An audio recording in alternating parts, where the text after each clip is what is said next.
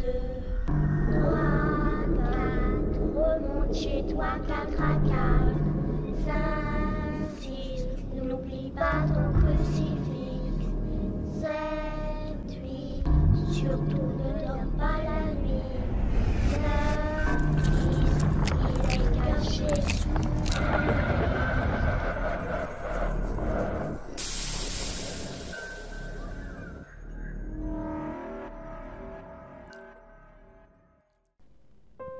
Hey! Moi c'est Louise, mais tout le monde m'appelle Lou, voire You pour ceux qui me connaissent le plus. J'ai 12 ans et je suis ici pour vous raconter un peu les choses paranormales qui se passent chez ma voisine. Ces agissements sont bizarres, vraiment très bizarres. Elle est assez vieille, je ne saurais pas dire son âge. En revanche pour le physique, elle est un peu ridée, cheveux blancs, problème de dos. Du moins, elle est assez courbée. Et ouais, comme vous pouvez le voir, elle a tout d'une sorcière. Reste plus qu'une nez courbée avec une grosse verrue bien moche. Bref, vous connaissez l'urbex? C'est une sorte de loisir dangereux qui fait que nous nous rendons dans des endroits abandonnés la nuit pour avoir la frousse.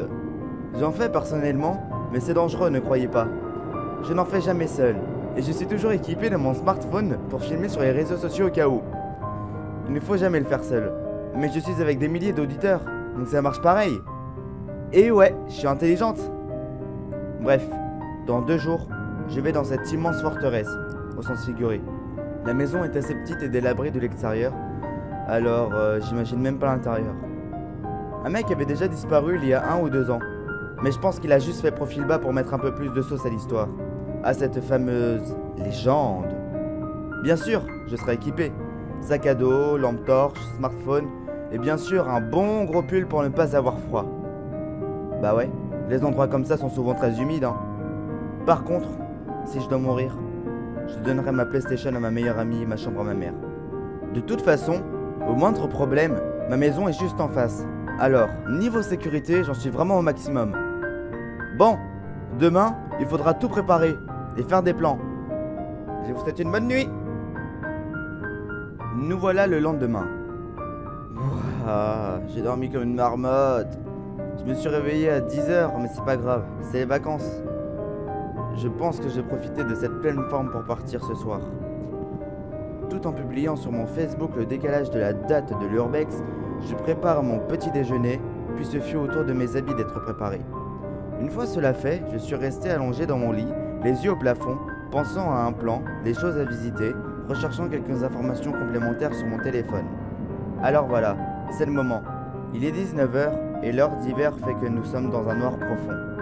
Les lampadaires sont présents aux extrémités de la rue, ainsi qu'au milieu, endroit où je loge moi et la grand-mère. Le reste, c'est la lune qui éclaire faiblement les allées sombres. J'ai bien tout ce qu'il me faut, parce que je parle, mais rien n'avance. Alors, un sac, 3 lampes torches, on sait jamais si une tombe en panne, mon téléphone, mon caméscope, une arme blanche, histoire de péter les endroits impénétrables. Ouais, c'est bon, j'ai tout. Ok. L'urbex, je le rappelle, est vraiment déconseillé et interdit. Surtout si on va dans des endroits non abandonnés. Moi, si j'y vais, c'est surtout parce que l'endroit est bizarre, ainsi que la propriétaire. La batterie de mon téléphone est au maximum. J'ai des biscuits aussi. Bah quoi? On sait jamais si j'ai un petit creux, non mais oh. Ah. Bref, il semblerait que tout soit bon. Il ne reste plus qu'à attendre 15 minutes pour atteindre 19h.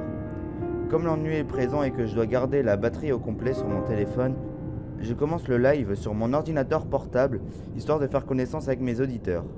Malgré le stress, je reste positive et je réponds aux questions des internautes. Bon, il est 19h. Je déconnecte du PC portable tout en informant que je reviens dans moins d'1 minute chrono. Je descends de mes escaliers pour arriver en bas et sors de ma maison.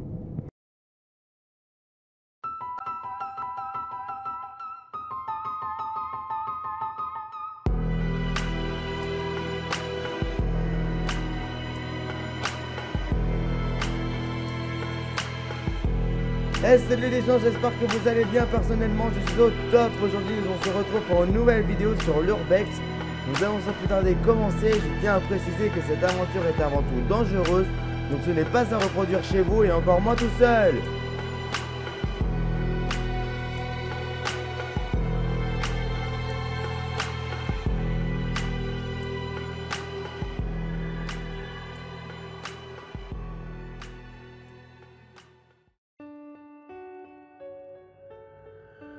Le cœur battant de toute énergie dégagée, je respirais assez fort, mais l'excitation était là.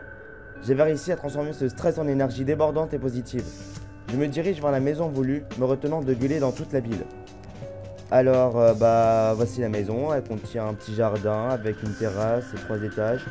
Le sous-sol, le rez-de-chaussée, et enfin pour finir l'étage. Donc, simple au niveau des pièces, je peux vous la faire pour une moyenne de 35 000 euros. J'explosais de rire. Et voyant que j'avais perdu une dizaine d'auditeurs suite à ma blague pourrie, je peux vous jurer qu'on m'ait entendu jusqu'à l'autre bout de la ville. Je riais aux larmes avec, comme cadeau, une crampe au ventre. Cette crise de fou rire dut bien durer une dizaine de minutes. Le pire dans tout ça, c'est que j'étais fier de ma blague. Oh putain. Excusez-moi, vraiment. Je sais vraiment pas ce qui m'a pris. J'espère que vous avez eu la même réaction. Bref. Le changement de ton, d'être passé du mode tapage de rire à un air froide, sérieuse, me fit peur à moi-même. Rentrons, ouais!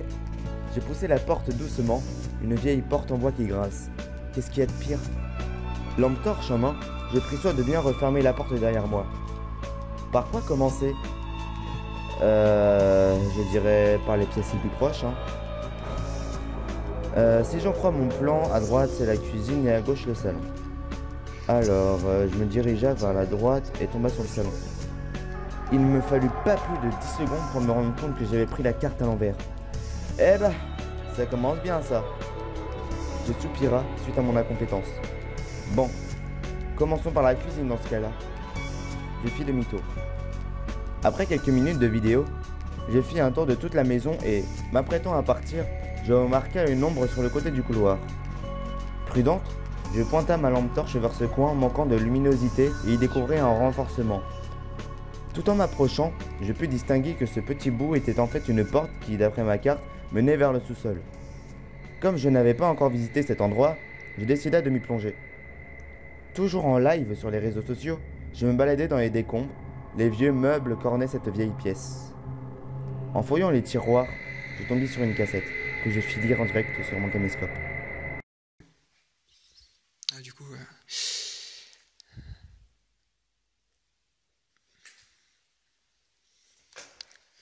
attendez, j'essaie de pas marcher sur... Ah, mais c'est pas vrai.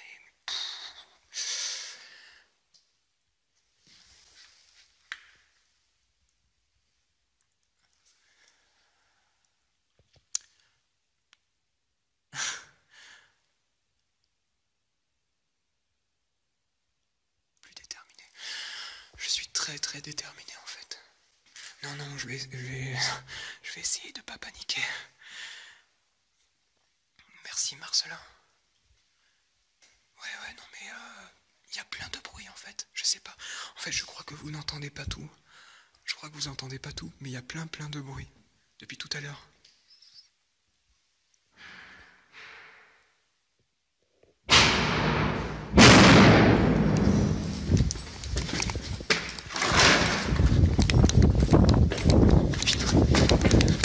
Restez abonnés.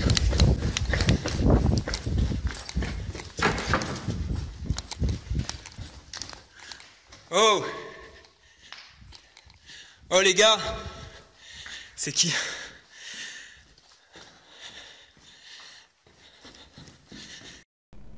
Putain, mais c'est le mec de...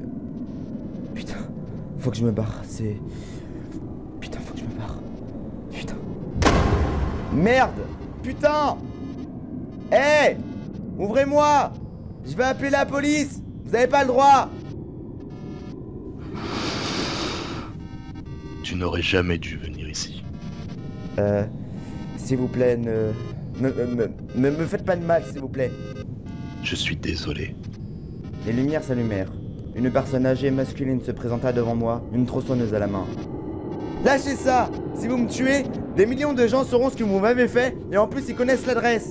Je suis obligé. Non! Vous n'êtes obligé de rien! Vous n'avez pas à faire ça! Je suis déjà foutu de toute façon. N'importe quoi! En vue de sa volonté aveuglante, je reculai en courant pour chercher une issue. Laisse. Il n'y a qu'une issue. Et les fenêtres sont clouées, barricadées, condamnées. Comme toutes les personnes qui sont déjà venues ici. Lâchez-moi! Je sortis mon couteau suisse. Lâche ça, petite. Il fit grogner la tronçonneuse. Je vous préviens, la police est en route. En effet, bon nombre de spectateurs avaient déjà appelé les flics. Alors, il ne me reste plus qu'à terminer le boulot. Non! Lâchez ça! Immédiatement! Arrêtez! Non!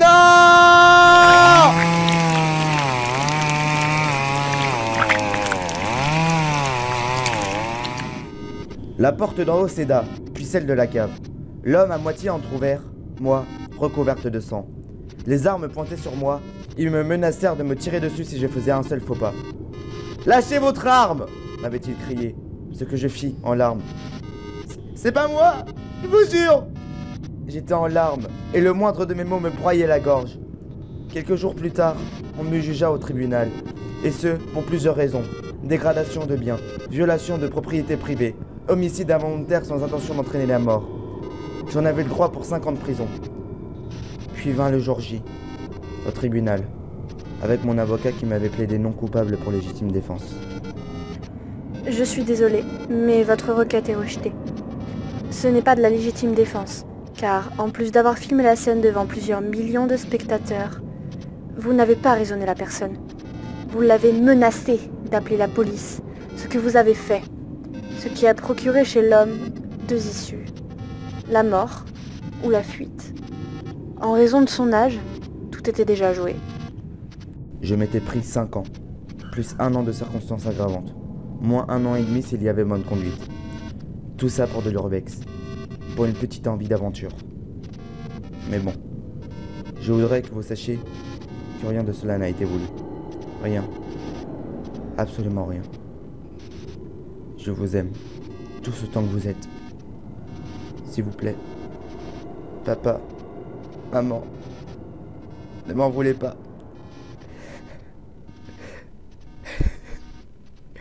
Je vous aime. Ne m'oubliez pas.